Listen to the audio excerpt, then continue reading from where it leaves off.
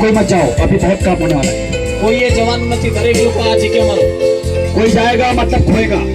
કોઈ જો જશે તો તે આશીષને લઈને તે નહીં જાય, એટલે અહીંયા જ રોકાઓ.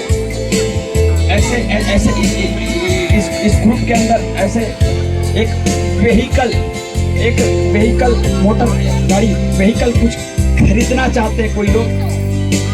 આ એરિયામાં કોઈ છે કે જે ગાડી લેવા માંગે છે? ગાડી, व्हीकल, नॉट बाइक, बिग મોટી ગાડી. आप हाथ उठाइए, यीशु के नाम में लॉर्ड। ये लहू सोफा खट्टी माला कचुला बोला हमारे मंजुलो होते बिनिया इन पिकोटोनो सोफा ही हमारा खतिया ना बराबर।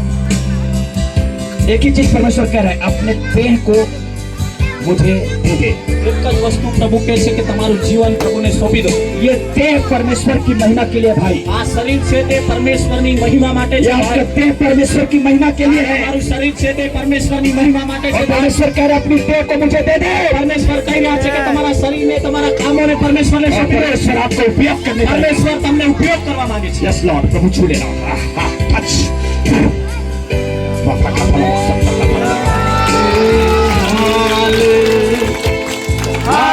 Hallelujah. Hallelujah. Hallelujah.